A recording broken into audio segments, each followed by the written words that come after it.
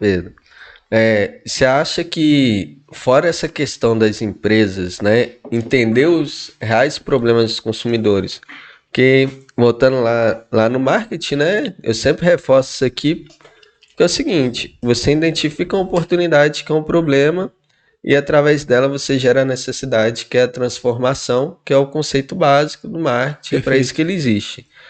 E aí, muitas das empresas pecam nisso na questão de entender qual é o problema realmente do cliente na hora de abordar ele, né, de forma ativa ou passiva, ou quando vai produzir um conteúdo. Mas além desse problema em si, quais são os outros desafios que você vê realmente que as empresas passam a implementar esse, ou no canal de vendas, implementar ou tocar um canal assim? Legal. Boa pergunta. Você pensa o seguinte, Gabriel, todo mundo precisa de vender. Não existe uma empresa, até uma igreja. Pensa numa igreja. A igreja, ela não tem que vender? Com certeza, que mais ela tem que receber o dízimo? Ela não tem que vender um CD, né? Todo mundo precisa de vender. Então, estruturar um processo de vendas não é a tarefa simples, né? Foi o que a gente estava conversando aqui nos bastidores.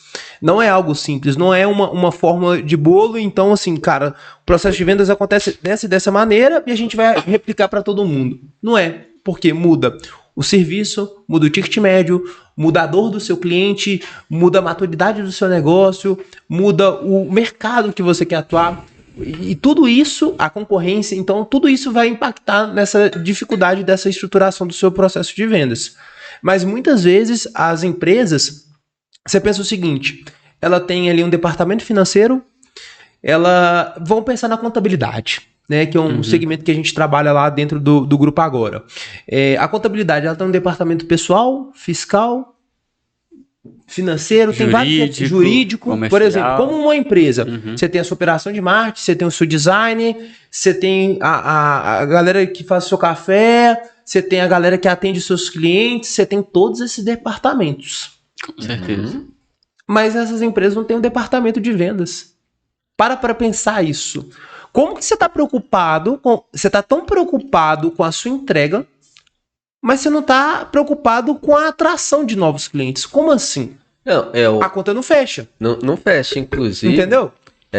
Eu posso estar equivocado, que tem tanto tempo que eu não mexo dentro da área da contabilidade nesse sentido para fazer a parte de marketing, mas antigamente, se eu estou falando lá para a época de 2018, gente, tinha um mito na parte de contabilidade que justificava porque não tem um setor comercial, que era porque contador não pode bater na porta de cliente. Sim. Por causa do conselho regional. Só que calma aí. O conselho não te impede de vender. Exatamente. Ele só fala assim, cara, você não pode ser desleal. É um setor diferente do outro, não tem nada a ver. Você não pode ser desleal, você não pode falar que o seu serviço é melhor que o Gabriel é uma bosta. Você não pode fazer isso. Mas nenhum órgão impede de você revender. Só que, por que acontece esse desafio em venda? De montar um time de vendas, ter processos claros. Porque processo é rotina. Então, rotina tem que ser clara. Quais ações devem ser feitas, quantos dias, qual que é a meta diária, semanal, mensal. Para aí sim a gente... O faturamento, a meta no final de faturamento é a última etapa do funil, né? Então, o que a gente tem que pensar? Pô, beleza, se a gente está falando da última etapa do funil, eu tenho que ter uma pessoa no meu departamento de vendas que ela, de fato, ela tenha conhecimento nisso que ela está falando. Venda sempre foi muito taxado de tipo assim, pô, você tem um amigo lá que não tem nada para fazer... Pô, o cara tá querendo trabalhar. Tem um amigo da galera? Tem algum cara que você conhece que tá precisando de fazer um dinheiro? Bota ele aqui, ele vai fazer venda. Geralmente... Já foi taxado até como umas... picareta. Exatamente, ou outras profissões. Ah, não, esse cara é um vendedor. Tipo, desmerecendo a profissão de vendas, né? Um filme que é muito famoso, Lobo de Wall Street. Cara... Naquela época, vendedor ali, pelo filme, né, era vagabundo. Então, isso sempre aconteceu também porque, aí eu vou colocar pro lado do vendedor, a parcela de culpa de lá atrás, qual que era? Não tinha processo de vendas. Tinha você enganar o cliente e você vende. Exatamente. Com a internet isso muda. O cliente, ele tem o poder da tomada de decisão, ele tem a consciência do problema, ele conhece várias empresas que resolvem o problema dele, ele pode fazer aquilo sozinho. E aí?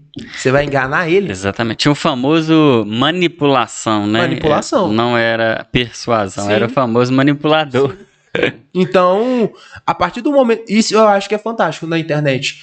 A gente dá o poder de compra para a pessoa que está lá atrás, querendo resolver o problema. Só que a gente hoje tem um gap que a gente tem tanta informação que essa pessoa se sente perdida. Então o cara vê lá, vamos pensar aqui numa pessoa que está assistindo esse conteúdo, está acompanhando aqui com a gente. Ela quer estruturar um processo comercial. Não, beleza, Pedro. O que vocês estão falando aí é lindo e maravilhoso. Como que eu faço isso na prática? Aí ela vê esse podcast, ela vê o podcast do Flávio Augusto, aí ela vê o podcast de 10 especialistas aí no mercado.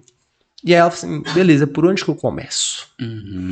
Então, a gente tem que ter uma maturidade de filtrar e falar, beleza, já que eu vi tudo isso aqui, Marcelo, 10 podcasts falando sobre vendas, o que é palpável na minha empresa, na minha clínica, que eu tenho uma pessoa trabalhando e eu que faço as vendas?